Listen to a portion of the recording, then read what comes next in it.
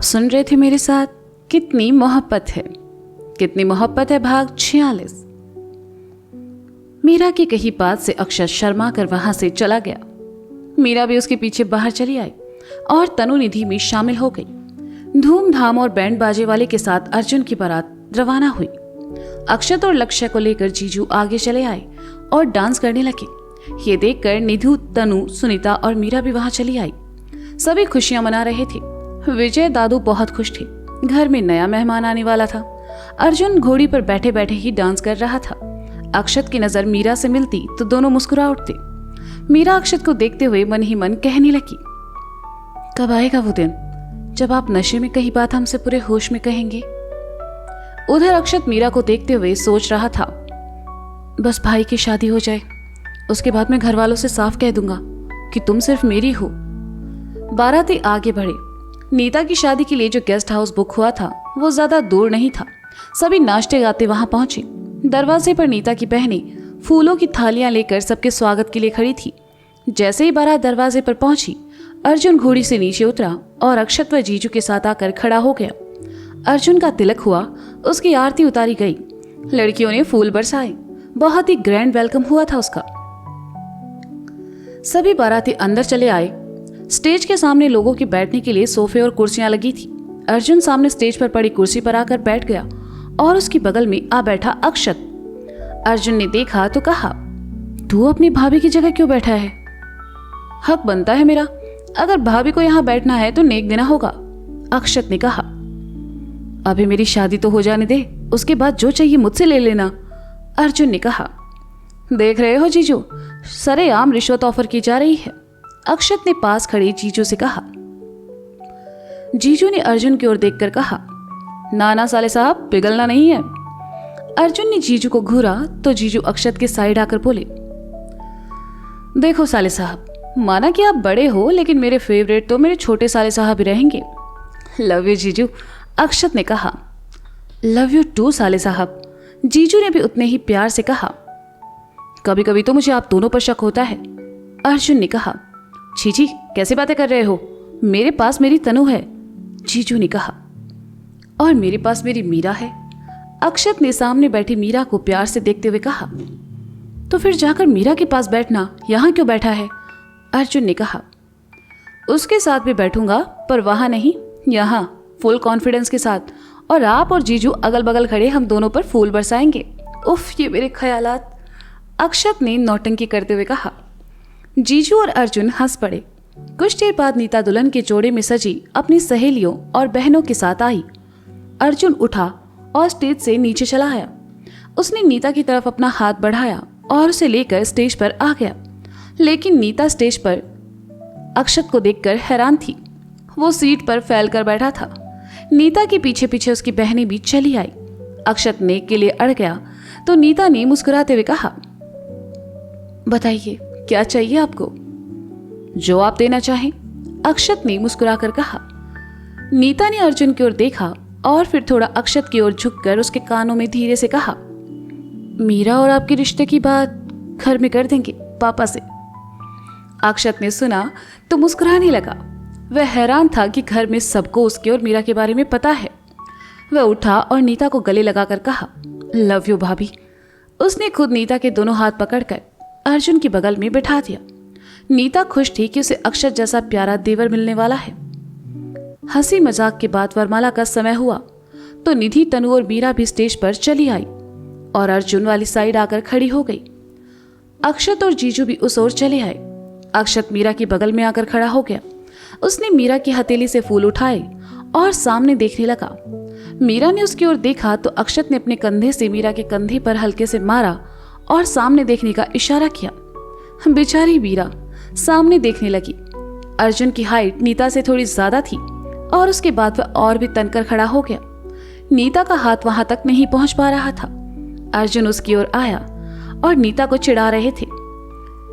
नीता कोशिश कर रही थी कि कैसे जैसे करके अर्जुन को वरमाला पहना दे। अक्षत ने देखा तो वह नीता की तरफ आया। उसने नीता को अपनी गोद में उठाया और कहा, भाभी पहना दो वरमाला। नीता ने अर्जुन को वरमाला पहनाई। सबने उन पर फूलों की वर्षा कर दी। उसके बाद अर्जुन ने नीता को वरमाला पहनाई। बैकग्राउंड में बहुत ही रोमांटिक म्यूजिक बज रहा था। अक्षत एक बार फिर मीरा के बगल में आकर खड़ा हो गया। उसे शरारत सूझी तो उसने मीरा के कंधे को एक बार फिर अपने कंधे से टकरा दिया। मीरा ने अक्षत की ओर देखा तो वह अनजान बनकर खड़ा हो गया। मीरा ने कोई रिएक्ट नहीं किया तो अक्षत ने फिर वही हरकत की, लेकिन इस बार बदले में उसके कंधे पर भी हल्का धक्का लगा। अक्षत खुश हुआ। उसने बिना साइड में देखे फिर से अपना कंधा लगा दिया। फिर वही रिएक्शन आया। इस बार अक्षत ने प्यार से मुस्कुराते हुए जैसे ही साइड में देखा तो उसकी मुस्कुराहट एकदम से गायब हो गई। बगल में सोमी जीजू खड़े थे और मुस्कुरा रहे थे। उन्हें देखकर अक्षत झेप गया और वहां से चला गया। वरमाला के बाद अर्जुन और नीता सोफे पर आ बैठे और आशीर्वाद समारोह शुरू हुआ। शुरुआत घर के बड़ों से हुई। अर्जुन और नीता के घर वालों ने एक एक करके उन दोनों को आशीर्वाद देना शुरू किया। जीजू और तनु दोनों ने तोहफे लाए थे और उन दोनों को दिया। अक्षत भी अपनी भाभी के लिए तोहफा लेकर आया था। उसने उसे दिया और दोनों के बीच बैठकर फोटो क्लिक करवाई।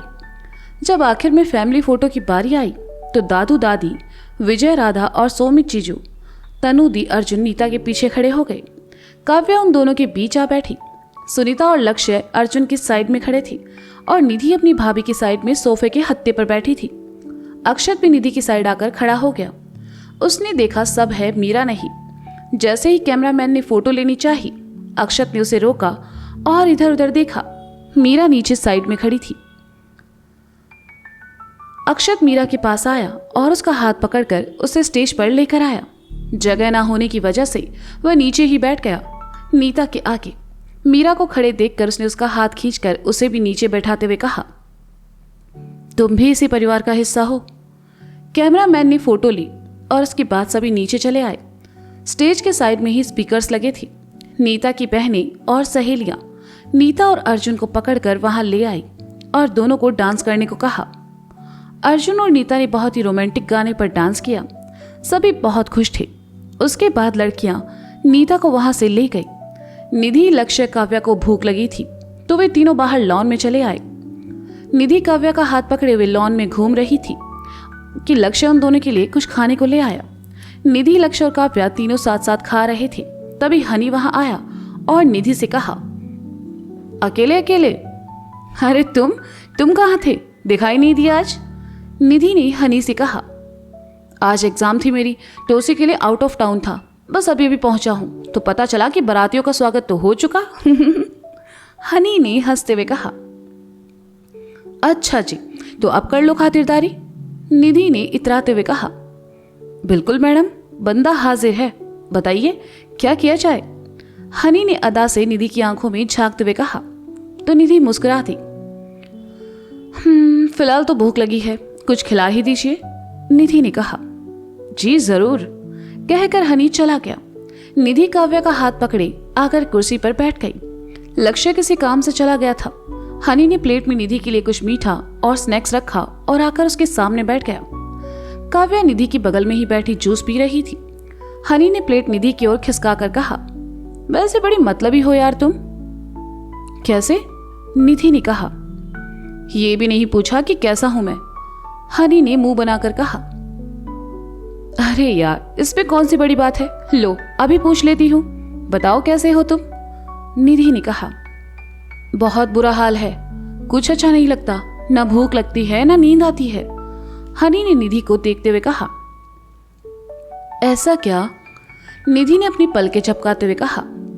हाँ सच में, हनी ने कोहनी टेबल पर टिकाकर हाथ गाल से लगाकर कहा। फिर तो तुम्हें डॉक्टर की जरूरत है, निधि ने हंसते हुए कहा। हंसते हुए वह बड़ी प्यारी लग रही थी। हनी एकटक उसे देखता रहा। खाते हुए निधि के होंठ पर कुछ लग गया तो हनी ने उसे हटाने का इशारा किया। निधि को कुछ समझ नहीं आया तो हनी ने आगे बढ़कर खुद ही अपनी उंगली से हटा दिया। जैसे ही हनी ने निधि को छुआ, उसके मन के तार झंझना उठे। दोनों एक दूसरे की आंखों में देखते रहे। नन्ही काव्या जूस पीते हुए दोनों को देख रही थी। उसे कुछ समझ नहीं आ रहा था। कुछ देर बाद घूमते हुए मीरा वहां आ पहुंची। निधि और हनी एक दूसरे में खोए हुए थे। वह आकर उन दोनों के पास खांसी तो हनी और निधि होश में आए। मीरा को वहां देखकर वह एकदम से पीछे हट गया और कहा, अरे मीरा जी, आप आइए ना। मीरा मुस्कुराते हुए वहां आकर बैठ गई। उसने निधि और हनी को साथ में खोए हुए जो देख लिया था। मीरा के वहां आते ही काव्या भी अपना ग्लास लिए उसके पास चली आई और उसकी गोद में आते हुए कहा, मीरू दीदी, हनी भैया को डॉक्टर के पास जाना है। क्यों? मीरा ने पूछा। क्योंकि वो मौसी से बोल रहे हैं कि उन्हें भूख नहीं लगती है, नींद भी नहीं आती है, हाल बुरा है। ऐसा तो तभी होता है ना जब हम बीमार होते हैं, काव्या ने प्यार से कहा। काव्या की बात सुनकर हनी इधर उधर देखने लगा और मीरा हंसने लगी।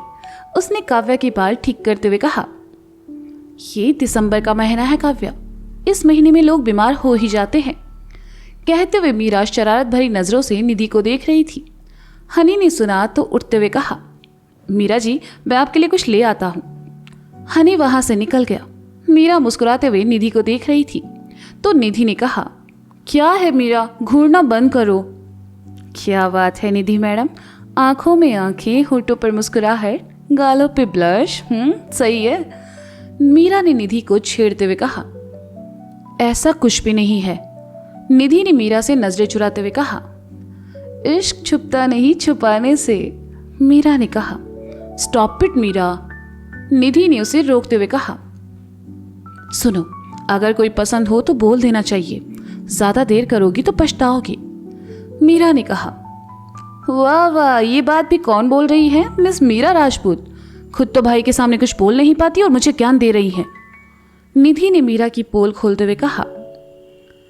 भाई के नाम पर ही मीरा खामोश हो गई तो निधि ने कहा, हो गई ना बोलती बंद। बोलना आसान है मीरा, करना मुश्किल। इंतजार का मजा तुम क्या जानो निधि, जो सुकून इंतजार में है वो इजहार में कहा, मीरा ने कहा। कहीं ऐसा ना हो कि तुम इंतजार करती ही रह जाओ और भाई को कोई और ले जाए, निधि ने मीरा को छेड़ते हुए कहा। वो कहीं नहीं जाने वाले, मीरा ने इत्मीनान से कहा। अच्छा, तुम इतना यकीन के साथ कैसे कह सकती हो? निधि ने पूछा। कल रात हमने उनकी आंखों में अपने लिए बहुत सारी फीलिंग्स देखी है, वो जाना भी चाहे तो नहीं जा पाएंगे, मीरा ने कहा। हाँ, वो इतना आलसी है कि उन्हें सिर्फ सोना और घूमना पसंद है, निधि ने कहा। आलसी नहीं है वो अपने आप में बहुत खास है निधि, तुम उनकी बहन होकर भी उन्हें नहीं समझ पाई, मीरा ने ताना कसा। धन्य हो मैडम, आपने समझ लिया, यही काफी है। उन्हें झेलने की शक्ति घर में किसी में नहीं है सिवाय माँ के और आपके, निधि ने नौटंकी करते हुए कहा। उन्हें छोड़ो, अपनी बताओ, क्या चल रहा था अभी कुछ देर पहले यहाँ? मीरा ने फिर से पुरानी बात छेड़ते हुए कहा। अरे कुछ भी नहीं, बस अच्छे दोस्त हैं, निधि ने दोस्त शब्द पर ज्यादा ही जोर देते हुए कहा। हनी को आते देखकर मीरा ने उठते हुए निधि के पास से गुजरते हुए कहा, ध्यान रखना, ये दोस्तियां प्यार में बहुत जल्दी बदलती है। मीरा अंदर चली आई तो सामने से आते अक्षत से टकरा गई। अक्षत ने उसे संभाला और कहा, अरे ध्यान कहाँ है तुम्हारा? सॉरी, मीरा ने कहा। अच्छा वो सब छोड़ो, कुछ खाया तुमने? अक्षत ने पूछा। नहीं, मीरा ने कहा। चलो, मैंने जीजू और तनुदी को भी बुला लेता हूँ, शादी भाई की है, अपन क्यों भूखे रहे, है ना? अक्षत ने कहा और मीरा को लेकर लॉन में चला आया। जीजू और तनु भी आ गए, सबने खाना खाया और अंदर चले आए। अंदर हॉल में एक साइड में बहुत ही खूबसूरत मंडप लगा हुआ था जहां अर्जुन और नीता बैठे थे। अक्षत, जीजू, हनी और लक्ष्य भी आकर उन लोगों के पीछे पड़ी कुर्सियों पर बैठ गए। मीरा और निधि नीता के पास बैठ गई। जीजू और अक्षत को अर्जुन के जूते संभालने की जिम्मेदारी मिली थी ताकि नीता की बहनें उन्हें चुरा न सके। सभी वहां बैठकर शादी की रस्मों का मजा ले रहे थे। नीता की बहनें अर्जुन के जूते चुराने की ताक में यहां से वहां घूमने लगी और आखिरकार जूते उनके हाथ लग ही गए। जूते लेकर वे सभी चलती बनी। कुछ देर बाद अक्षत ने जीजू को परेशान सा यहाँ वहां घूमते देखा। अक्षत ने जीजू से ध्यान हटाकर मीरा पर लगा दिया। नीता के पास बैठी वह कितनी प्यारी लग रही थी। अक्षत बस उसे देखे जा रहा था। अर्जुन ने नीता की मांग में सिंदूर भरा, गले में मंगलसूत्र बांधा और उसके बाद दोनों फेरों के लिए खड़े हो गए। मीरा उस वक्त उठकर पीछे हो गई तो अक्षत ने उसे अपने पास आकर बैठने का इशारा किया। मीरा आकर अक्षत की बगल में पड़ी खाली कुर्सी पर बैठ गई। अर्जुन और नीता फेरे लेने लगे। मीरा उन्हें बड़े गौर से देख रही थी तो अक्षत ने कहा, क्या देख रही हो? देख रहे हैं कि जिंदगी में शादी कितना खूबसूरत पल होता है। दो अनजान लोग एक बंधन में हमेशा हमेशा के लिए कभी न टूटने वाले रिश्तों में बन जाते हैं। मीरा ने फेरों में जलती अग्नि को देखते हुए कहा। अक्षत ने मीरा के चेहरे की ओर देखते हुए बोला, तुम्हें ऐसी शादी पसंद है? हाँ, ऐसी शादी जिसमें बहुत सारे लोग हो, नाच गाना, मस्ती, ढेर सारी रस्में हो।